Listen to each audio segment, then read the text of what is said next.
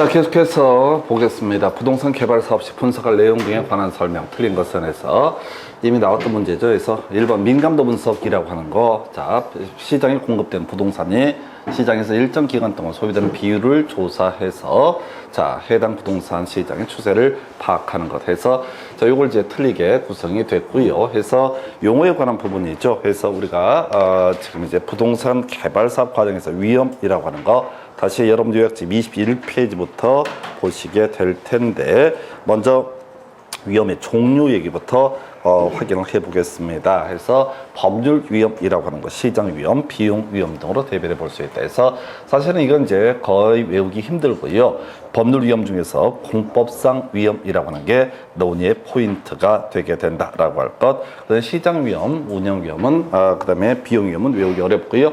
요거 비교해서 그러니까 우리가 투자론 파트에서 위험이라고 하는 것, 사업상 위험이라고 하는 것이 있게 될 거고요. 그 다음에 금융적 위험이라고 하는 것이 있겠고요. 그 다음에 유동성 위험이라고 해서 요 세 가지를 비교하는 것은 주요 출제 포인트가 되지만은 개발론 파트에서 거기에 나와 있는 법률 위험, 시장 위험, 그 다음에 비용 위험, 요거는 이제 큰 쟁점은 안 되고 법률 위험만 논의의 쟁점이 됐었다. 그 다음에 이제 관리 가능성이라고 하는 것 해서 요거 항상 주의하고 들어가셔야 되죠. 그래서 관리 가능성 해서 부실공사에 따른 하자 담보 위험, 요것만 통제할 수 있는 위험 또는 관리할 수 있는 위험이고 나머지 네 가지는 관리할 수 없는 위험이다. 요 파트에서 마지막 나왔던 것이 관리할 수 있는 위험과 없는 위험, 요거 비교하는 게 있었고요.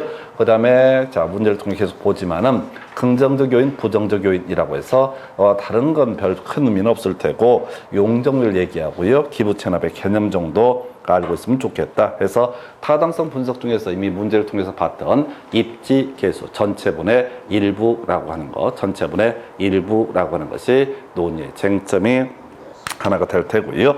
그 다음에 이제 흡수율 분석이라는 이 문제와 관련되어 있는 거죠. 그래서 장래 얼마나 이게 분양, 이임대가 될 것인가를 따지는 것을 흡수율 분석이라고 부르게 된다. 그래서 1번 지문, 자, 요걸 틀리게 구성이 됐습니다. 민감도 분석이라고 하는 것은 투자론 파트에서 논의하는 쟁점이 될 테고요. 위험, 자, 위험이라는 게 얼마나 클 것이냐를 따져보는 것을 가리켜서 민감도 분석이라고 부르게 된다. 그래서 위험도가 클수록 민감도가 크다라고 이렇게 평가합니다. 그래서 1번 지문을 틀리게 구성을 했고요. 자, 그 다음에 2번 별 쟁점은 되고 3번 시장성 분석이라고 하는 거, 현재나 미래 시장 상황에서 얼마나 매매, 이임대가 될 수 있는지 가능성을 조사하는 거에서 시장성 분석하고요. 흡수율 분석은 같은 용어로 볼 수가 있겠고요. 그 다음에 예비적 타당성 분석, 계략적인 수익과 비용을 판단하는 것. 그 외에 인근 지역 분석, 요건 이제 감평할 때랑 계속 연계가 되는 거죠. 그래서 감정평가에서 개별 분석이 있고, 그 다음에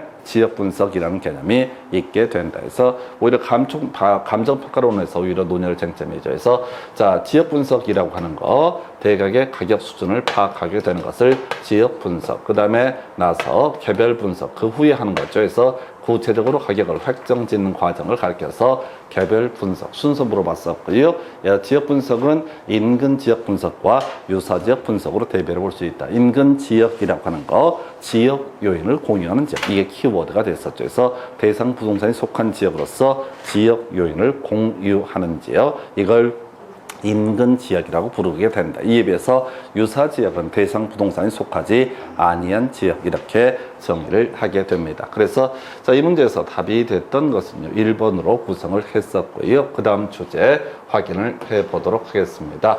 자, 부동산 마케팅 전략 등에 관한 설명, 틀린 것은 해서 자, 계속 똑같은 얘기, 시공 고소라고 하는 거 이렇게 가야 되죠. 그래서 제일 어려웠던 주제가 시장 점유 마케팅이라고 하는 거, 공급자 중심의 마케팅 전략이라고 할 것, 이에 비해서 소비자 중심의 마케팅 전략을 고객 점유 마케팅. 지금까지 나왔던 문제 중에 제가 보기에 제일 까다롭던 게 시공 고소라고 하는 거, 시장 점유 마케팅은 공급자 중심의 마케팅 전략, 그 다음에 고객 점유 마케팅은 소비자 중심의 마케팅 전략. 요것만 좀 어렵고요. 나머지는 좀 간단한 주제가 되겠습니다. 그래서 시장 점유 마케팅이라고 하는 거 STP 전략과 포핏 믹스 전략으로 대별해 볼 수 있다 해서 STP의 S라고 하는 거 세그멘테이션이라고 해서 시장 세분화 전략에서 나누는 거, 분할하는 거, 이걸 가리켜서 세분화하는 것을 시장 세분화 전략. 이에 대응해서 자신 이 세분화된 시장 중에서 자신에게 맞는 시장을 찾아내는 활동, 이걸 표적 시장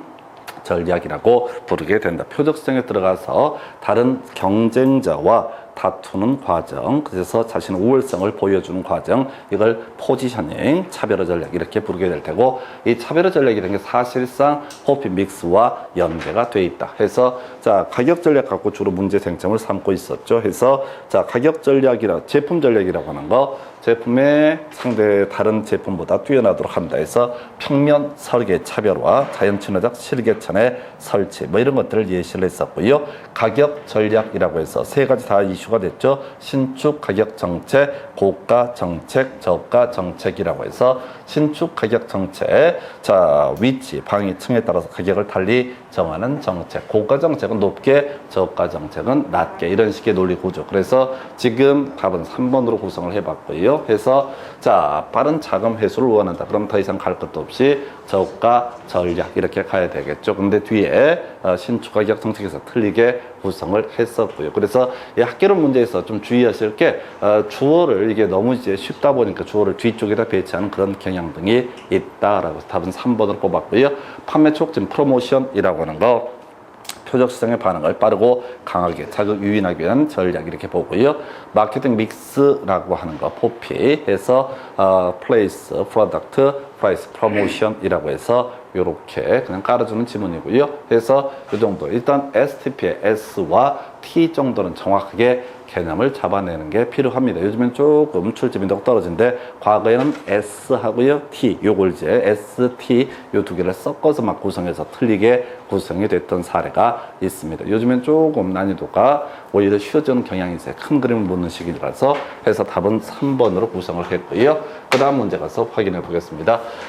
정책론 관련해서 외부 효과 등에 관한 설명, 틀린 것을 고르시오라고 해서 외부 효과라고 하는 거, 일단은 논의 전제 정부가 부동산 시장에 개입할 수 있는 원인, 또 이유가 될 수 있는 게 하나가 시장 실패라고 하는 것이 하나의 축이 되게 될 것이고요. 또 하나가 외부 효과라고 하는 것이 하나의 이슈가 된다. 그래서 시장 실패에 관련해서는 불완전 경쟁 시장이라는 개념이 하나의 틀이 되게 되죠. 불완전 경쟁 시장이라고 하는 거. 그리고 또 하나 이슈가 되는 것이 바로 공공재 부족 문제. 작년 시험 문제에서 공공재 관련한 쟁점이 출제가 됐고, 공공재라고 하는 개념은 이렇게 다른 거 다 빼버리고 공공재 핵심 이슈가 되는 것은 시장 기구의 생산을 맡기게 되면 적정한 생산량만큼 충분하게 생산이 되지 않기 때문에 정부가 일정 부분 생산하게 되는 것을 공공재라고 이렇게 부르게 된다. 작년 문제에서는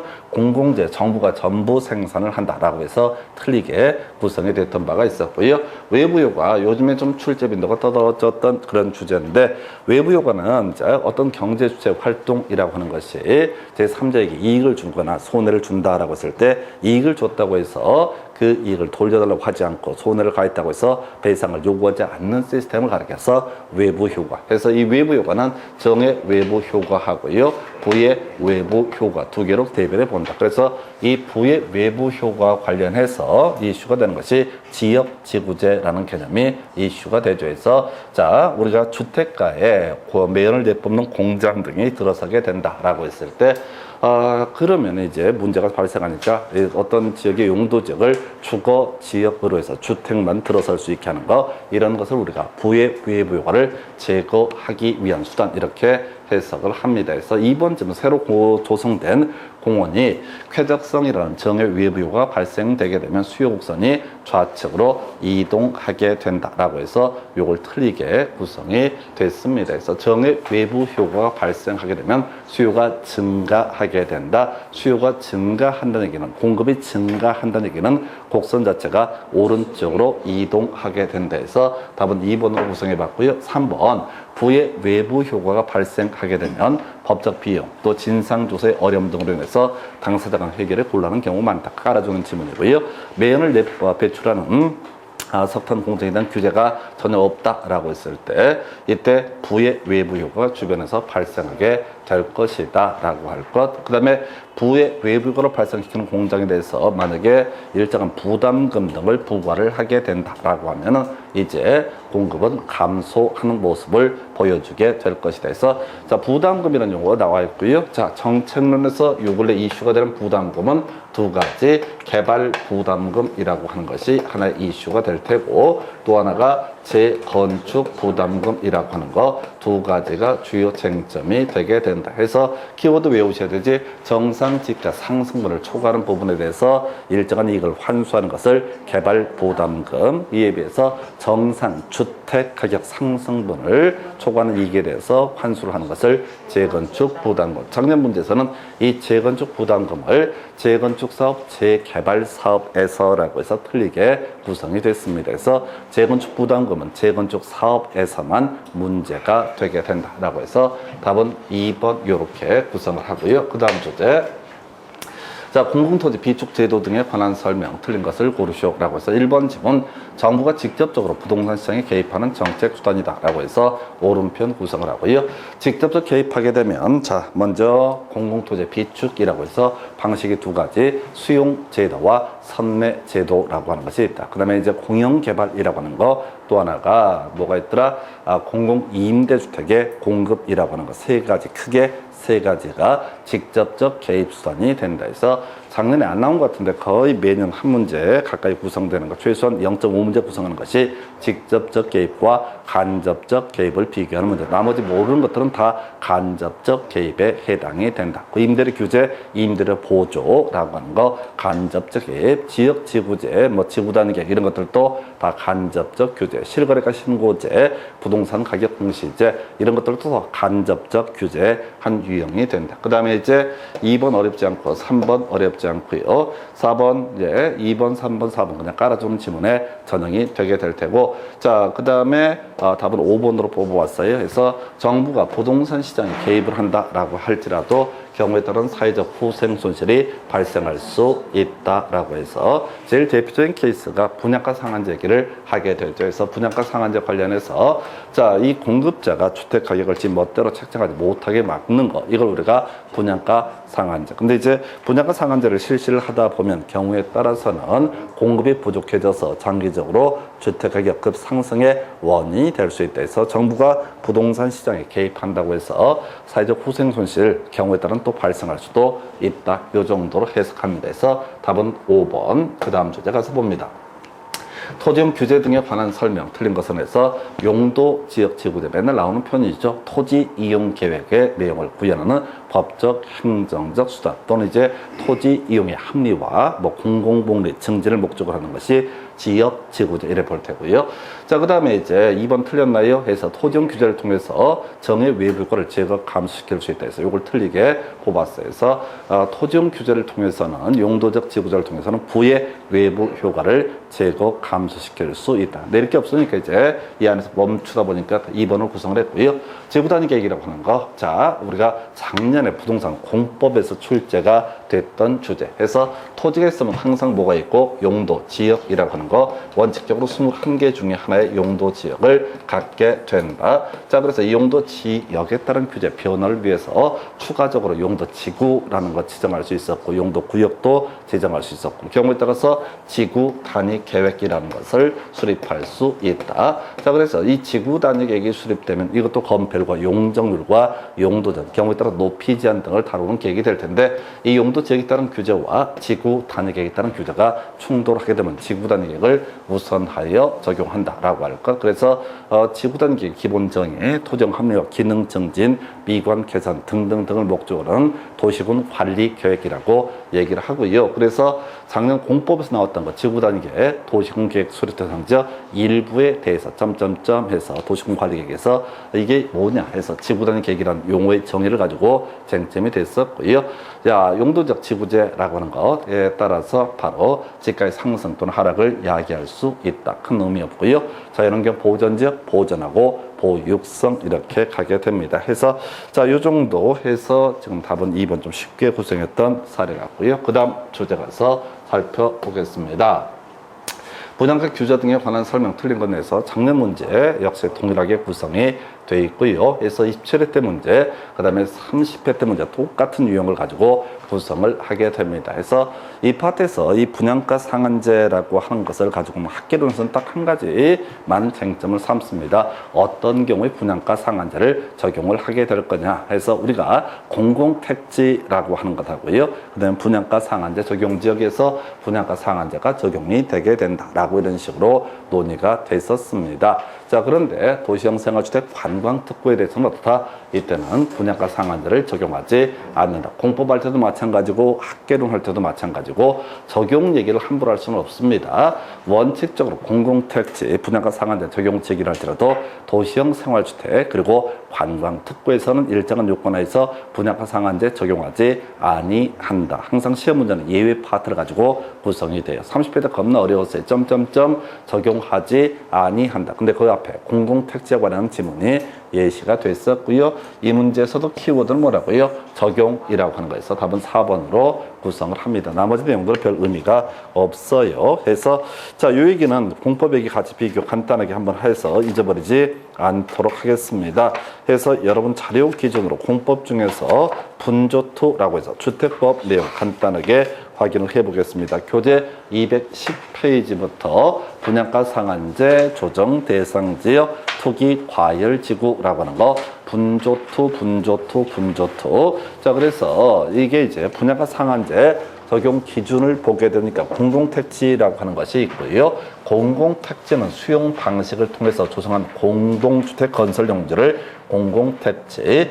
자, 분양가 상한제 보니까 민간택지로서 투기 과열지구 등 다음의 요건을 충족하는 지역 이렇게 되어 있습니다. 이거 다 못 외우고요. 우리가 외웠던 게 250에 20이라고 하는 거 요거 하나 외웠었죠. 그래서 250에 20까지 마저 이제 같이 봐야 되는 게 조정 대상 지역 250에 30이라고 하는 거 투기 과열지구라고 하는 거 250에 30 해서 일단은 최소한 250이라도 똑바로 외우셔야 돼. 이미 출제가 됐던 게 자, 공법에서 투기 과열지구 지정 기준에서 250에 30 감소라고 하는 것이 출제가 된 바가 있습니다. 그래서 공법 파트에서 다시 논의할 거 혹시 모르죠? 이놈들이 미친 척하고 이 분양가 상한제를 여기서 또 한번 또 내리자 학계론에서 또 내린다 한들 뭐 지들 맘이니까 아무래도 뭐 어떻겠습니까? 라고 했을 때 자, 분양가 상한제 조정 대상 지역 투기 과열력 순서에 따라서 250에 20, 30 해서 250은 공통적인 요소가 될 테고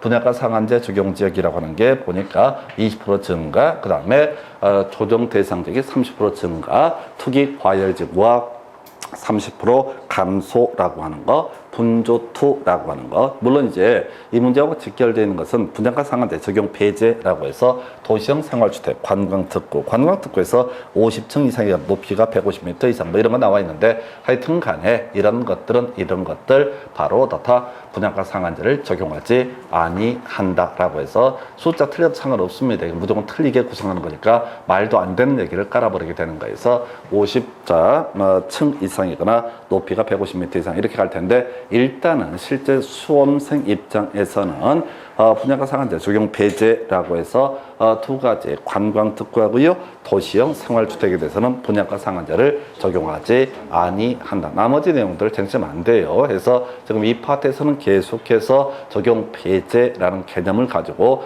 틀리게 나오든 맞게 나오든 구성을 했던 바가 있고 그 다음에 이제 250에 20, 250에 30 이걸 본 이유가 혹시 미친놈들이 주택법 내용을 카피를 해가지고 조정 분양가 상한제 적용 대상 지역 숫자 올바르게 연결하시오. 이딴 식의 문제들 내고도 남음이 있습니다. 학계론에서는 낼 게 거의 없어요. 이게 문제를 쭉 내놓은 걸 보면은 분석을 하면 할수록 내던 계속 반복합니다. 해서 새로운 영역이 없어. 그래서 얘들이 제일 장난치기 쉬운 게가 뭐냐면 바로 정책론 파트입니다. 나머지 파트는 내는 게 한계가 있어요. 맨날 내는 게 무슨 공식도 다 정해져 있는 것이고 그러다 보니까 학기론 파트에서 제일 수험생들이 사실 좀 어렵다고 해야 되나요? 기존의 어떤 출제 트렌드랑 좀 흔들어 줄 수 있는 파트가 가장 정형화된 파트가 정책론 파트가 되게 됩니다. 그래서 일반적으로 이 정책론 파트 관련해서 일반적으로 시중에 나와 있는 부동산 학기론 교재에서는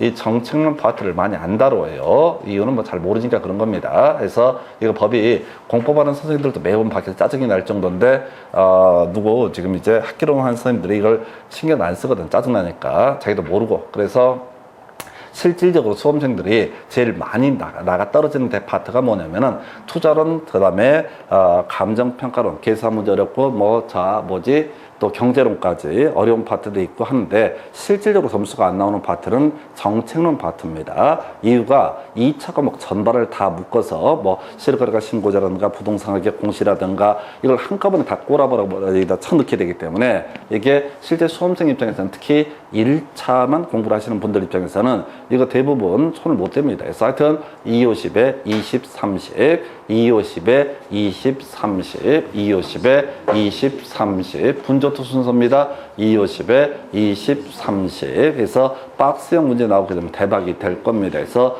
250에 20, 30에서 이 얘기는 공법에서 다뤄질 수도 있고 개론에서 다뤄질 수도 있는 주제가 250에 20, 30 이렇게 정리합니다. 그래서 답은 4번 뽑아냈고요. 그 다음 주제 가서 확인해 봅니다.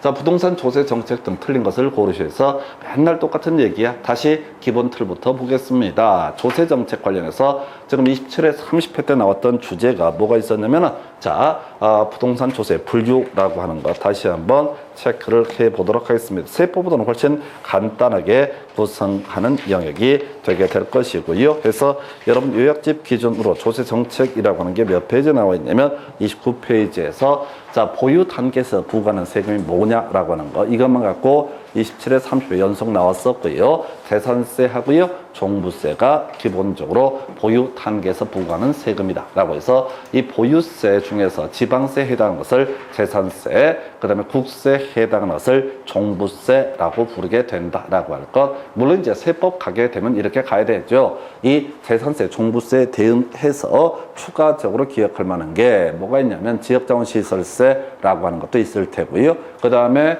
소득세 이것도 경우에 따라서 다 바로 보유 단계에서 부과되는 세금이 된다. 지방소득세나 종합소득세 이런 것들이 보유 단계에서 부과하는 세금인데 다만 학기론 할 때는 거기까지는 다루지 않았었고요.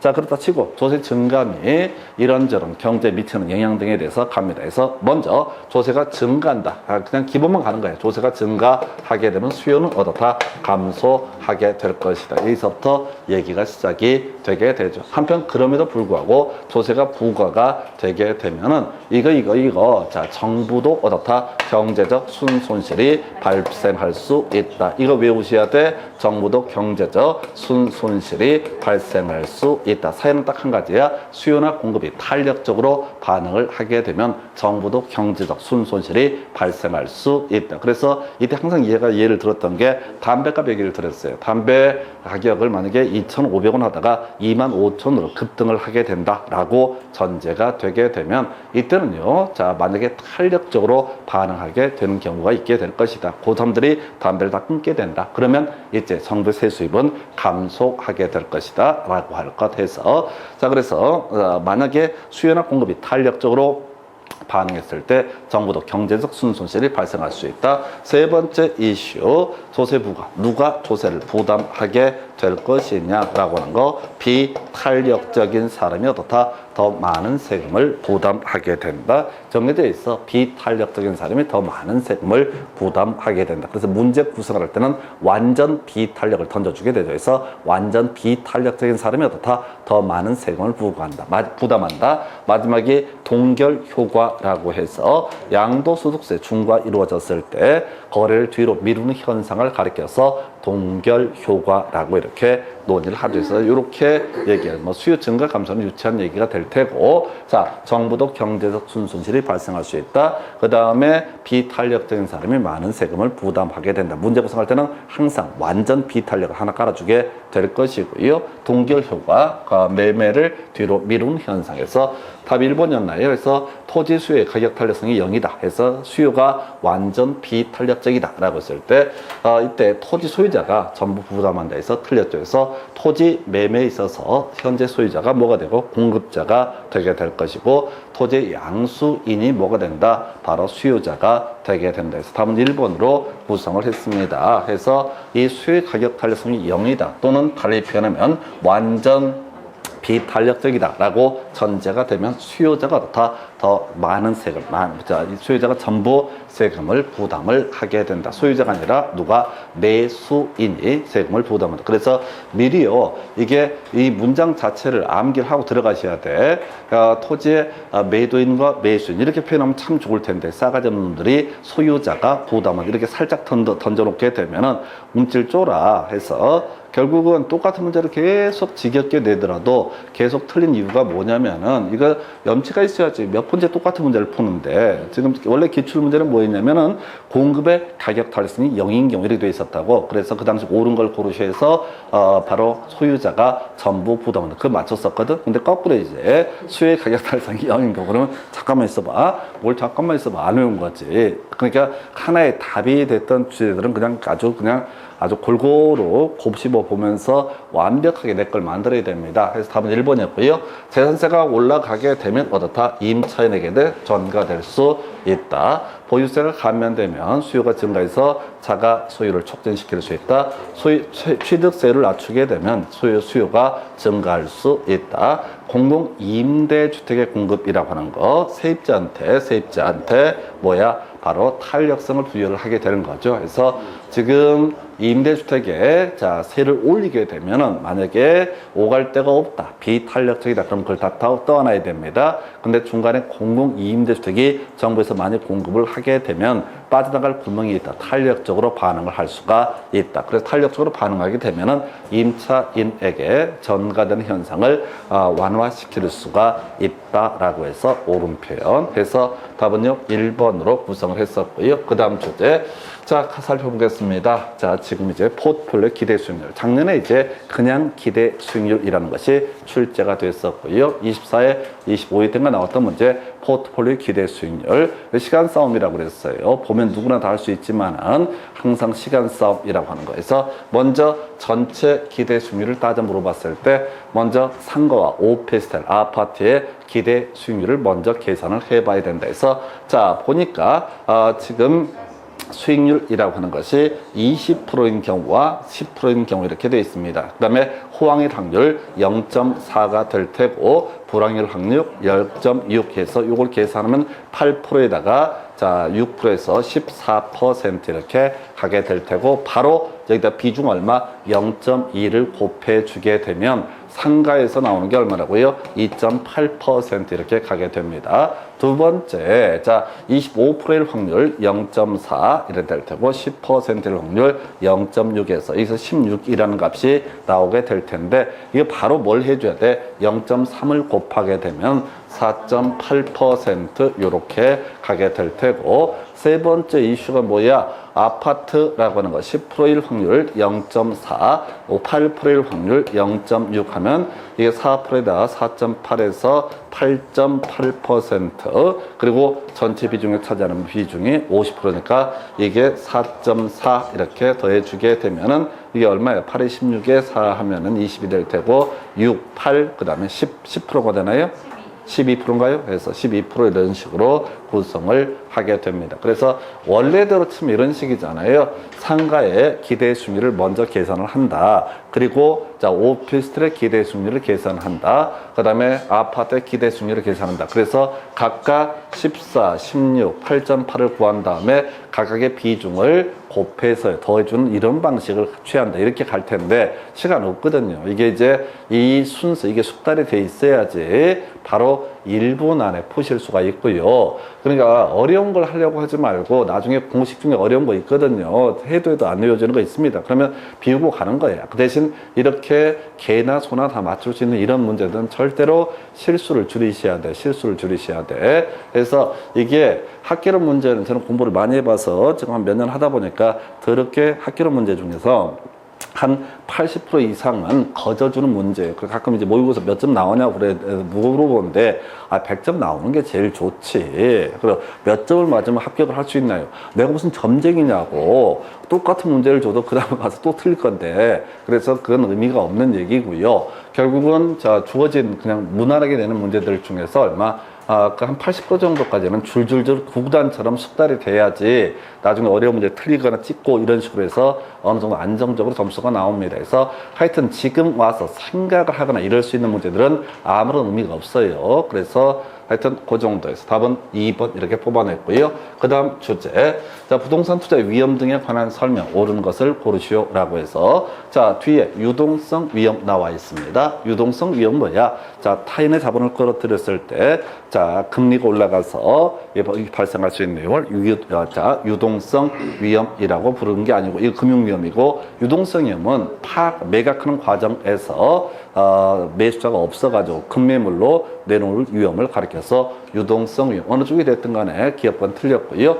자, 그 다음에 유치한 지문이지만은 반드시 알아야 될 거죠. 자, 차입자에게 고정금리 대출을 실행한다. 그럼 대출자 금융기관이 바로 이자율 위험을 떠안게 된다. 그래서 대출자의 위험은 어떻다? 높아지게 된다. 그래서 고정금리와 변동금리를 비교해 봤을 때 대출자 입장에서는 고정금리 할 때 더 높은 이자율을 요하게 된다라고 해서 니은번 옳은 표현. 디귿번 효율적 프론티어라고 하는 거. 자, 이렇게 갔었죠. 동일한 위험 하에서 최고의 수익률을 나타내는 점을 연결한 선. 이걸 효율적 전선, 효율적 프론티어라고 부르게 된다. 그래서 자, 이미 최고의 수익률이라는 것을 의미하는 것이 효율적 프론티어이기 때문에 이때 더 많은 수익을 꿈꾼다라고 한다면 더 많은 위험을 감수해야 된다. 옳은 표현.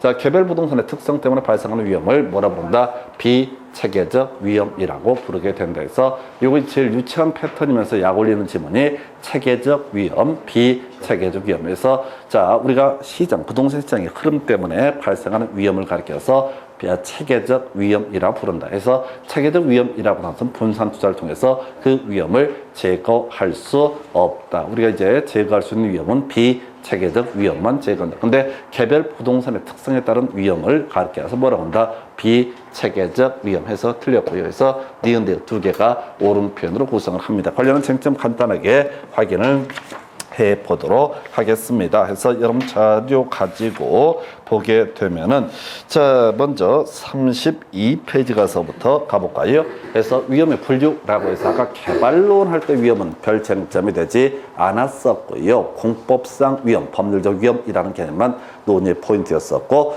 그 다음에 투자론에서 위험의 분류, 사금유라고 해서 사업상 위험, 금융 위험, 유동성 위험, 그 중에서 암기하기 편한 게 금융적 위험하고 유동성 위험, 요것만은 정확하게 개념을 잡아내야 된다. 모르면 나머지가 뭐가 된다? 사업상 위험. 그다음 위험의 관리라고 해서 위험 조정 할인율의 활용이라고 해서 이제 수달되셔야 돼. 현재 일정한 금액이 미래 얼마의 가치를 갖게 될 것인가? 이걸 우리가 이자율의 문제로 해석을 하고 그때 우리가 화폐 시간적 가치 계획할 때는 복리 방식을 채택을 하게 된다. 근데 장래 발생할 수익이라고 하는 것을 현재 값으로 환원하는 것을 가리켜서 바로 환원율 또는 할인율이라는 용어를 쓰게 된다. 그래서 나중에 감정평가란 제일 뒤에 가서 보면은 수익 환원법이라는 표현을 쓸 때는 환원 이율이라는 용어를 쓰게 될 테고, 그리고 여기서는 이제 어떤 얘기? 할인율이라는 표현을 쓰게 된다. 그래서 할인율, 환원율도 같은 얘기입니다. 장래 일정한 금액이 현재 얼마의 가치를 갖게 되느냐라고 하는 거. 이걸 따져 물을 때 할인율. 그래서 어떤 투자에 대한 위험 위험도가 높을수록 높은 할인율을 적용한다. 이걸 우리 이름하여 위험 조정 할인율의 활용을 통해서 위험을 관리한다라는 표현을 쓰게 될 테고, 자, 그 다음에 이제 포트폴리오 분산 투자에서 발생하는 위험 두 가지죠. 체계적 위험하고요, 비체계적 위험이라고 하는 거. 그래서 체계적 위험은 자, 피할 수 없는 위험, 시스템 자체의 위험을 가리켜서 체계적 위험이라고 부르게 된다. 그래서 이 체계적 위험은 분산 투자를 통해서는 해결할 수 없다. 그 위험을 감소시킬 수 없다. 이에 비해서 비체계적 위험이라고 해서 개별 부동산의 특성에 따라 발생하는 위험으로서 분산 투자를 통해서 감소시킬 수 있는 것은 어디에 한한다? 바로 비체계적 위험에 한한다. 그 외에 평균 분산 지배 원리라고 해서 기대 수익률이 동일하게 되면 이때는 위험이 낮은 쪽에 투자를 하게 될 것이고, 위험이 동일하게 되면 기대 수익률이 높은 쪽에 투자를 하게 된다. 자, 그리고 최적의 포트폴리오 해서 효율적 전선하고요, 무차별 곡선의 접점을 가리켜서 최적의 포트폴리오. 그래서 자, 효율적 전선이 뭐냐라고 했을 때 최고의 수익률을 나타내는 점을 연결해서 율 이렇게 기억을 하자고 그랬습니다. 해서 효율적 전선이라고 하는 거, 자, 최고의 수익률을 나타내는 점을 연결한 선 이렇게 볼 테고요. 그래서 응용 나온 질문 동일한 위험하에서 최고의 수익률이기 때문에 이런 효율적 전선하에서 더 많은 수익률을 꿈꾼다라고 한다라면 이때는 더 많은 위험을 감수해야 된다. 그리고 아직까지 안 나온 거 16년 동안 한 번도 안 나왔고 아직 7년 차에도 당연히 안 나왔던 주제, 무차별 곡선의 정의 미음 이렇게 가자고 그랬었죠. 해서 위험과 수익률을 감안했을 때 동일한 만족을 느끼는 점을 연결한 곡선을 가리켜서 무차별 곡선이라고 부르게 된다. 해서 미음에서 무차별 곡선 동일한 만족, 그 다음에 효율적 전선이라고 하는 거 최고의 수익률 미음 이런 식으로 암기를 해야 되겠습니다. 해서 이렇게 보셨고요. 다음 주제 가서 확인을 해보겠습니다. 기대 수익률, 위험 등에 관한 설명 옳은 것을 고르시오라고 해서, 자, 투자자가 희망하는 수익률, 이걸 우리가 요구 수익률, 각종의 예측 기법에 따라서 예상되는 수익률을 가리켜서 기대 수익률이라고 하는 것. 그래서 어떤 사람이 투자를 하기 위해서는 자신의 요구 수익률하고 기대 수익률을 비교해 봤을 때 요구 수익률을 희망하는 수익률이라고 하는 거, 만약에 여기서 무조건 써봐야 돼. 5% 기대 수익률 4%, 그러면 투자 기각 결정을 하게 될 것이다. 이렇게 가셔야 돼. 요구 수익률이 기대 수익률보다 더 크게 되면 어떻다? 투자 기각 결정을 한다. 그래서 이걸 문장으로 가면 겁나 헷갈리게 돼 있거든요. 그래서 항상 써보시면 될 만한 주제. 그 다음에 평균 분산 지배 원리에 따르게 됐을 때 기대 수익률이 똑같다라고 했을 때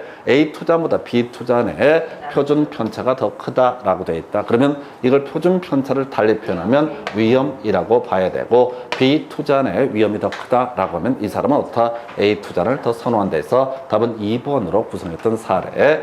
3번 자, 모를 얘기. 4번 자, 위험과 기대 수익률이라고 하는 것은 위험이 크면 클수록 어떻다? 수익률도 커지게 된다. 또는 수익률이 커지게 되면 위험도 커지게 된다. 그래서 정의 상관관계.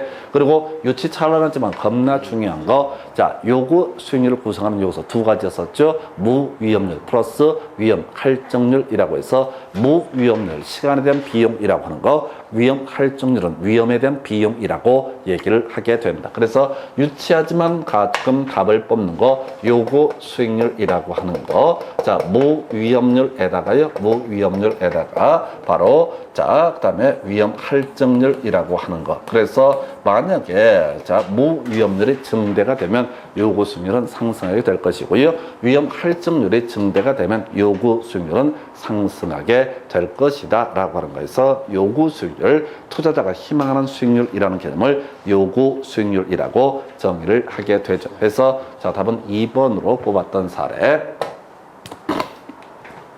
자, 작년 나왔던 문제 약간 변형을 해봤고요. 부동산 투자의 현금 흐름 추정 등에서 요게 이제 가유 순전후라고 하는 거, 해도 맨날 헷갈리고 실수할 수 있는 부분이 가유 순전에서 33페이지 가서 보시게 되면 부동산 투자에서의 현금 흐름이라고 하는 게, 자, 영업이득이라고 하는 개념이 하나가 있죠. 그 다음에 이에 대응해서 바로 자본이득이라는 개념이 존재하게 된다. 해서 먼저 영업이득이라고 하는 거 가능총소득이 제일 먼저 나오게 됩니다. 해서 단당 예상 임대료에다가 임대 단위수를 곱해놓은 것을 가리켜서 가능총소득. 이론상 최대 나올 수 있는 금액을 가능총소득. 이에 비해서 실제 통장에 찍힌 금액을 가리켜서 유효총소득. 유효총소득은요 가능총소득에서 공실과 불량 부채 충당금을 빼고 영업 외 수입 또는 기타 수입을 더해 놓은 것을 가리켜서 바로 유효총소득. 유효총소득에서 필수적으로 나가야 될 돈 영업 경비를 빼게 되면 순영업소득. 해서 이 영업 경비의 범주에 유요재라고 해서 유지 관리비, 각종 요금이라고 하는 거, 재산세, 이 세 가지가 바로 유요재, 이게 영업 경비의 범주에 해당이 된다. 그래서 유효총소득에서 영업 경비를 빼게 되면 순영업소득이 되게 될 거고, 순영업소득에서 은행에 갚아야 될 돈 있죠, 부채 서비스액을 빼게 되면은 이게 뭐가 된다? 세전 현금 수지가 되게 된다. 세전 현금 수지에서 영업소득세를 빼게 되면 세후 현금 수지라고 해서 이 문제도 뭐 답은 그대로 가는 건데요. 2번 이렇게 뽑았나 해서 세전 현금 흐름이라고 하는 거 순영업소득에서 부채 서비스액을 뺀 금액 이렇게 가야 되죠. 그래서 요걸 유치하게 뽑아내는 개념. 그 다음에 영업경비라고 하는 거 부동산 운영과 관련된 직접된 경비, 광고비, 전기요금, 수선비 뭐 등등등이 포함이 된다. 그러나 여기에 재산세 포함됐었고요. 영업소득세는 포함되지 않는다라고 하는 거. 자, 그리고 자, 세전 지분 복귀액이라고 하는 거. 자, 이건 뭐가 됩니까? 세전 지분 복귀액은 자, 자, 지분 복귀액이라고 하는 거. 아, 복귀액이구나. 해서 순전후 얘기 나와야 되죠. 해서 순매도액이라는 개념 나와야 되고요. 두 번째 이슈가 되는 것이 바로 자, 세전 지분 복귀액, 세 번째가 세후 지분 복귀액, 이런 식으로 용어를 만들죠. 해서 순전후라고 해서 자, 매도 가격에서 매도 경비를 빼게 되면 순매도액이 되게 될 것이고, 순매도액에서 뭘 빼야 되지? 은행에 갚을 돈 미상환 저당 잔금이라는 것을 빼게 되면은 그것이 세전 지분 복귀액. 세전 지분 복귀액에서 자본 이득세라고 하는 것을 빼게 되면 이게 세후 지분 복귀액에서 앞으로 이제 지금 이 문제와는 다르게 아무래도 제일 지금에 와서는 아무래도 순전후 이것 물어볼 가능성이 훨씬 높습니다. 지금 주기상 가유 순전후 앞쪽은 지겹게 물어봤거든요. 그리고 28회 때인가 한번 나왔어. 그러면 30회 때 지금 세전 지분 복귀, 세전 현금 흐름 이걸 답을 뽑았거든요. 그러면 31회 때 문제는 거의 100% 제 예상하기로는 바로 순전후라고 해서 이 뒤쪽에 있는 것을 한번 내지 않을까 싶습니다. 낼 거 다 냈거든요. 그러면 아무래도 지금 이렇게 세전 지분 복귀액이나 세후 지분 복귀액 이런 것을 갖고 낼 수 있다. 예를 들어 세분 지분 복귀액, 세전 지분 복귀액에서 영업소득세를 뺀 값 틀렸어. 자본이득세를 뺀 값이지 영업소득세를 뺀 값이 아니죠. 세전 현금 흐름에서 뭐를 뺀 값? 세전 현금 흐름에서 영업소득세를 빼게 되면은 그게 세후 현금 흐름이 된다. 그러면 이제 틀리게 구성할 때 뭐라고 낸다고? 세후 지분 복귀액이라는 것은 세전 지분 복귀액에서 영업소득세를 뺀 값 이렇게 때려주게 되면 깜빡 놓쳐. 특히 우리가 공부할 때 아무래도 가유순전후 이게 훨씬 더 과거에 많이 나왔기 때문에 요걸 갖고 장난칠 가능성, 공부를 많이 해왔거든요. 그래서 최근에 한번 이게 뭐지? 순전후라고 하는 거, 순매도액, 세전 지분 복귀액, 세후 지분 복귀액 나왔을 때 수험생들이 아무래도 겁나 힘들어했어. 왜? 잘 안 내왔던 부분을 가지고 구성을 하고 있다. 그래서 지금 이제 문제 최근에 나왔던 경향을 보게 되면은 자, 지금 이제 그 순영업 유효총소득이나 또 세전 지분 복귀액을 구하기 위해서 필요한 항목을 모두 연결하시오. 이런 거 나왔었고요. 그럼 이제 지문 형태로 구성된 보나마나 자, 세전 지분 복귀액이라고 하는 거 순매도액에서 부채 서비스액을 뺀 값이라든가 또는 세후 지분 복귀액이라고 하는 거, 세전 지분 복귀액에서 영업소득세를 뺀 값, 이렇게 두 개를 바꿔치기 할 가능성이 높다. 이렇게 빤한 거야. 안 그러면 기존에 냈던 그대로 내는 거고, 새로운 문제 유형은 뭐하고 이 순전후에서 부채 서비스액이라든가 또는 이제 영업소득세라고 하는 것을 여기다 쳐 넣어가지고 장난을 칠 수가 있겠다. 이렇게 빤하거든요. 그래서 지금 새로운 문제 유형은 그거밖에 남는 게 없습니다. 그래서 이렇게 해서 자 바로 영업이득, 자본이득이라는 개념 체크해봤고요. 그 다음 주제 가서 확인하겠습니다.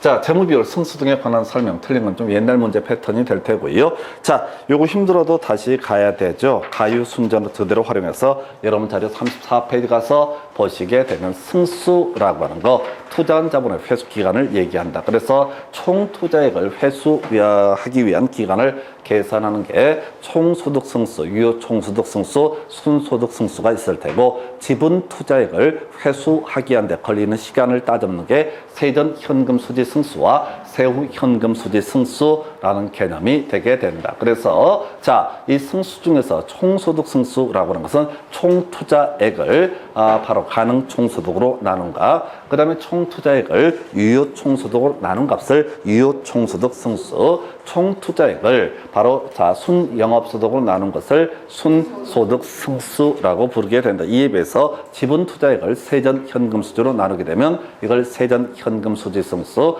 지분 투자액을 세후 현금 수지로 나누게 되면 세후 현금 수지 승수라고 할 것 해서 전체 묶어서 가야 되죠. 승수는 밑에 있을수록 어떻다? 더 크다라고 하는 거. 승수는 밑에 있을수록 어떻다? 더 크다. 그래서 세후 현금 수지 승수가 세전 현금 수지 승수보다 크다. 순소득 승수가 유효 총소득 승수보다 크다라고 해서 승수, 다시 갑시다. 총 투자액 혹은 지분 투자액을 얼마 만에 회수할 수 있는가를 따져보는 거, 이걸 우리가 승수라고 부르게 된다. 그래서 총 투자액을 기준으로 해서 가능 총소득, 유효 총소득, 순영업소득으로 나누게 되면 총소득 승수, 유효 총소득 승수, 순소득 승수라는 개념이 있을 테고, 지분 투자액을 기준으로 세전 현금 수지나 세후 현금 수지로 나누게 되면 세전 현금 수지 승수 또는 세후 현금 수지 승수라는 개념이 되게 된다. 결과적으로 투자한 자본의 회수 기간을 따져보는 것을 얘기하게 될 테고요.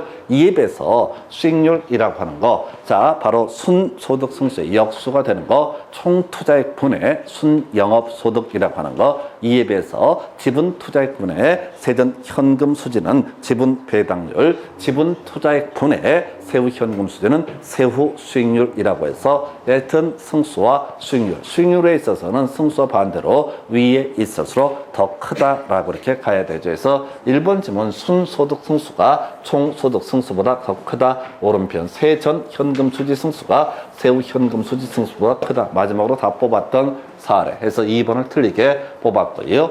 자, 우리가 비율 분석법 중에서 부채 감당률 외우셔야 되지. 순영업소득, 순영업소득 나누기 세자 부채 서비스액 하게 되면 이걸 이름하여 바로 부채 감당률이라는 용어를 쓰게 된다. 비교해서 자 순영업소득에서 부채 서비스액을 빼게 되면은 이걸 우리가 세전 현금 수지 이렇게 해석을 하게 된다. 그래서 부채 감당률이 1보다 크다는 얘기는 순영업소득이 부채 서비스액보다 크다는 것을 의미하게 될 테고, 자 들어오는 수입으로 은행 빚을 갚을 수가 있다. 이런 식의 담보인정비율, 기본 공시 부동산의 가격분의 대출액이라고 하는 것 또는 부동산의 가격분의 대출 가능액이라고 하는 것을 바로 LTV라고 부르게 된다. 자, DTI라고 하는 거. 자, 나중에 대출 한도를 따져 물을 때 이런 게 있었죠. 고저순에 대응해서 저소비라고 해서, 자, 우리가 주택담보대출 대출 한도 따질 때 LTV하고 뭐가 있다? 저소비라고 하는 거. LTV와 저소비에서 연저당 상수분의 자 바로 연소득 곱하기 총부채 상환 비율이라고 하는 거 뒤에 나올 테니까 미리 땡겨서 하나 체크를 해볼게. 여러분 자료 35페이지 가서 자 비율 분석법에서 영업 경비 비율이라고 하는 거, 자 유효 총소득 분의 영업 경비, 채무 불이익률이라고 하는 거, 유효총소득 분의 자, 영업경비 플러스 부채 서비스액 이렇게 얘기를 하죠. LTV요. 부동산의 가격분의 대출액이라고 하는 거 이게 바로 LTV라고 하는 거. 근데 부채 비율 자 오늘 문제 한번 볼 텐데요. 부채 나누기 지분을 가리켜서 뭐라고 한다? 부채 비율. 이에 비해서 자기자본 비율은요. 자기자본 나누기 총자산이라고 하는 것 또는 총자산에 대한 자기자본의 비율을 가리켜서 자기자본 비율. 부채 감독률 보셨고요. 그 정도까지 땡겨서 보셨습니다. 그래서 자, 하여튼 이 문제 답은 2번 보셨고요. 그 다음 문제 살펴보도록 합니다. 그래서 비율 분석법에 관한 설명 틀린 것은 해서 채무 불이행률이라고 하는 거 유효 총소득이 영업 경비와 부채 서비스를 얼마나 감당할 수 있는지를 따져 묻는 거. 그래서 유효 총소득분에 은행에 들어갈 돈 부채 서비스에 그럼 필수적으로 나가야 될 돈 영업 경비를 더하는 거면 이걸 우리가 채무 불이행률 대부 비율이라고 하는 거 부동산 가격분의 대출액이고요. LTV가 높아질수록 채무 레버리지 효과가 커질 수 있다 해서 자 우리가 지렛대 효과, 레버리지 효과라고 하는 것은 타인의 자본을 끌어들여서 부동산 투자를 했을 때 그것이 이익률에 영향을 미치는 요소 검토하는 것을 바로 LTV, 레버리지 또는 지렛대 효과라고 부르게 된다. 그래서 나의 자본만으로 부동산 투자를 하게 되면 소위 지렛대 효과라고 하는 것은 의미가 없을 테고 이런 질문 한번 있었죠. 그래서 지금 타인의 자본을 끌어들여서 지금 부동산 투자가 이루어졌는데 금리가 너무 높아서 이 돈을 다 갚았다. 자기 현금으로 갚았다 했을 때 이때 이게 정의 레버리지 효과는 아니다. 해서 돈을 갚게 되면 자기 자본만으로 부동산 투자를 하게 되면 이때는 레버리지 효과, 지렛대 효과는 발생하지 않는다. 좀 어려웠던 문제 있었고요. 자기 자본 비율, 자기 자본에 대한 총자산의 비율, 이걸 틀리 뽑았죠. 그래서 지난 문제에서 부채에 대한 지분의 비율에서 부채 비율을 가지고 쟁점을 삼아냈습니다. 그래서 부채 비율이라고 하는 건 뭐라고요? 지분에 대한 부채 비율 또는 부채를 지분으로 나눈 값. 자기 자본 비율은 자기 자본 나누기 총자산 또는 총자산에 대한 자기 자본의 비율을 말한다 해서 최근에 이제 부채 비율 나와서 자기 자본 비율이라고 하는 것을 하나 끌어봤고요. 그래서 3번을 트랙 뽑았고 총투자 수익률, 유동비율 전혀 모를 얘기입니다. 해서 이렇게 개념을 봅니다. 그래서 이 정도 답은 3번으로 뽑아놨고요. 그 다음 주제 계산 문제 버리는 문제가 될 텐데요. 한번 몇 가지 이런 것도 그래 다 하는 건 아니고요. 이런 문제를 실제로 1분 안에 풀어내기는 거의 불가능에 가깝습니다. 그래서 이미 나왔던 문제 끌고 들어왔는데요. 예를 들어서 유효 총소득을 물어본다. 그러면 유효 총소득과 관련되어 있는 개념이 뭐냐 했을 때 유효 총소득 승수라고 하는 것이 유효 총소득과 관련이 되어 있다. 그래서 이제 공식이 외워졌으면 쉬운 거지. 총투자액 나누기 유효 총소득이라고 하는 거 이게 바로 뭐가 된다. 유효 총소득 승수다. 주어진 값이 지금 얼마로 되어 있냐면 5라고 주어져 있고 총투자액이 10억이라고 되어 있으니까 유효 총소득은 얼마? 2억이 돼야 된다. 이런 식의 구조. 두 번째 이슈 순소득 승수라고 하는 거 순영업소득하고 총투자액 알아야 돼요. 해서 총투자액은 주어져 있고요. 순영업소득 유효 총소득에서 영업경비를 뺀 값 이거나 세전 현금 수지에 부채 서비스액을 더한 값 이게 뭐가 된다? 순영업소득이 되게 된다. 업어치고 매치고 거꾸로 가는 거야. 세전 현금 수재 부채 서비스액을 더하게 되면 1억이라는 금액. 그래서 순소득 승수라고 하는 것은 10억 나누기 1억 해서 바로 10이라는 값이 나온다. 그럼 이제 바로 나올 것이 4번 트릭이 뽑았죠. 종합환원율이라고 하는 거 총투자액분의 순영업소득에서 답 4번 그대로 이제 뽑아주는 케이스. 세전 현금 수지 승수 지분 투자액 나누기 세전 현금 수지 지분 투자액 6억 주어져 있고요. 세전 현금 수지가 6천만 원에서 10이라는 값이 나오게 된다. 그 다음에 순영업소득 아까 1억 구했었고요. 부채 서비스액이라는 게 4천만 원 2.5라는 값이 부채 감당률이 되게 된다. 그래서 하여튼 이게 그래요. 이게 결국은 이런 문제를 풀고 말고의 문제는 공식 외웠으면은 외워지는 거고, 그 다음에 이제 모든 문제가 그러하듯이 가유순전후가 숙달이 돼야 된다. 그래서 모르겠어요. 몇 번 하다 보면 또 이렇게 운빨 있는 문제가 있을 수도 있겠네요. 그래서 답은 4번으로 뽑아냈고요. 그 다음 주제 가서 보겠습니다. 그래서 30회 때 나왔던 문제 끌고 들어왔는데요. 화폐 시간적 가치 등에 관한 설명 옳은 것을 모두 고르시오. 다시 우리가 화폐 시간적 가치 얘기할 때는 무조건 외우고 들어갈 주제가 있었죠. 그래서 미감척이라고 하는 거, 미감척 외워야 된다고 미리 써봐야 시험 볼 때 미래 가치 계수에는 뭐가 있다? 감채 기금 계수가 있다. 이거 뭐 하자는 거다? 적립할 금액, 적금액을 계산하는 것이 감채 기금 계수. 그 다음에 현재 가치 계수에는 뭐가 있다? 저당 상수가 있고 이거 뭐라고요? 상환할 금액, 원리금 균등 상환 저당으로 상환할 때 있어서 매개수 상환할 원리금의 계산을 원리금액을 계산해 내는 공식을 뭐라고 한다? 자, 저당 상수라고 부르게 된다 해서 그냥 알아도 훈련하실 때 계속 가야 돼. 미감적 현저상이라고 하는 거, 미감적 현저상 이게 세팅이 돼야 되고요. 그럼 그 앞에 일시불과 연금이라는 게 일시불과 연금이라는 게 달라붙게 된다 해서 얼마씩 하면 연금의 문제로 가야 되고요.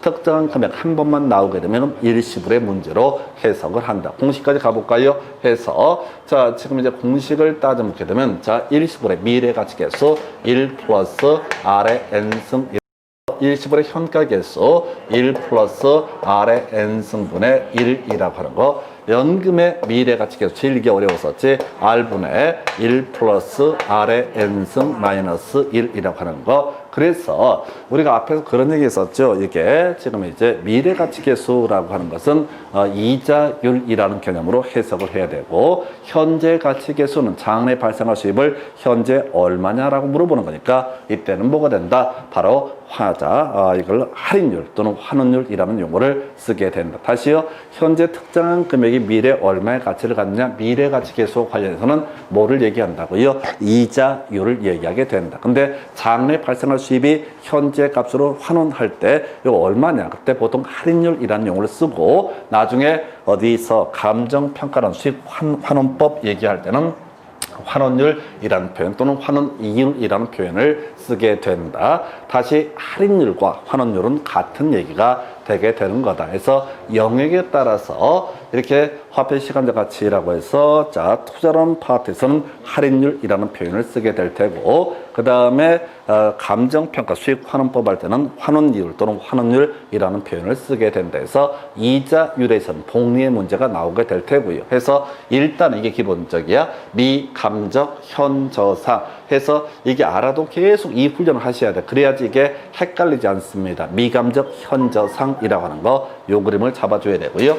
해서 첫 번째, 매월 상환할 금액을 산정함에 있어서 이건 확실히 틀렸지. 저당 상수. 자, 현재 가치 계수 중에서 저당 상수에서 기억번 틀리게 구성이 됐고요. 기억번 틀리게 구성이 됐고요. 물반 고기반이다. 그러면 자, 니은 디귿은 볼 필요도 없어요. 니은 디귿은 어차피 공통적인 요소니까 시험 볼 때 힘 빼지 마시라고. 리을번 힘들어도 뭘 봐야 돼? 리을번만 가지고 쇼부를 봐야 돼. 해서 일시불의 현가계수. 자, 일시불의 현재 가치 계수는 현재 값으로 활용을 하니까 할인율이라고 하는 개념이 문제가 될 테고, 이때 할인율이 커질수록 그 값은 작아지게 된다. 이 얘기죠. 바로 1 플러스 R의 N승분의 1에서 R이 0.1일 때 0.2일 때 당연히 분모값이 점점 커지게 되니까 전체 값은 어떻다? 작아지게 된다. 해서 이렇게 해서 결국 답은 몇 번? 4번 이렇게 구성을 하게 됩니다. 근데 이런 문제도 풀어갈 때 실제 기출문제 30회 문제를 그냥 끌고 왔는데요. 이걸 갈 때 기억번 하나를 해결한다고 했을 때 니은 디귿을 볼 이유가 전혀 없는 거야. 자신 없어도 리을이 포함이 되는지 안 되는지 어려울 수 있거든. 할인율이라고 하는 개념이 어려우니까 1 플러스 R의 N승분의 1이라는 공식을 알고 이때 R을 할인율이라는 개념으로 적용한다. 이걸 몰라도 결국 괜히 죄 없는 뭐야? 니은하고 디귿은 볼 필요가 없는 거야. 기억은 너무나 쉽게 틀리게 뽑았고 니은 디귿이나 니은 디귿 니을이니까 연필 굴리면 되는 거야. 2번 아니면 4번 중에 찍는 방식으로 문제를 풀어가야 되는 거지. 자, 그래서 할인율 얘기, 새롭게 나왔던 문제 유형 다시 한번 체크를 해드렸습니다. 그럼 앞으로 문제 나올 때도 거꾸로 낼 수 있겠지.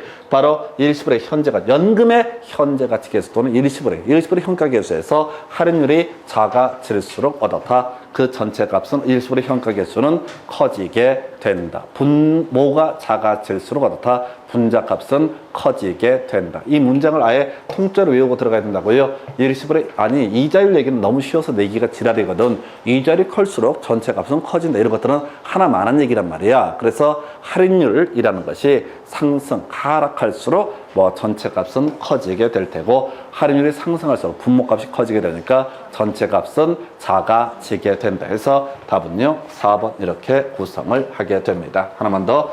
자, 할인 현금 흐름 기법 등에 관한 설명 틀린 것을 고르시오라고 해서 일단 외우겠습니다. 제일 먼저 순현가라고 하는 것이 있었죠. 해서 이 빼기 추를 가리켜서 뭐라고 그런다? 자, 현금 유입의 현재 가치에서 현금 유출의 현재 가치와 합을 뺀 것을 가리켜서 순현가. 이에 비해서 수익성 지수라고 하는 거 입 나누기 출하게 되면 이게 뭐가 된다? 수익성 지수. 그래서 이때는 항상 현재 가치로 환원이라고 하는 것을 해야 되죠. 자, 현금 유입에 이라고 하는 것을 지금 1년 후에 1억 들어오고 2년 후에 2억 들어오고 3년 후에 또 2억 들어오고 이런 식으로 쭉 갔을 때 이것을 현재 가치로 환원을 한다라고 하는 거. 이때 환원 뭘로 한다? 투자자의 요구 수익률이라고 하는 것을 가지고 환원을 하게 된다. 수익성 지수를 계산할 때도 현재 가치 환원할 때 투자자의 요구 수익률. 이에 비해서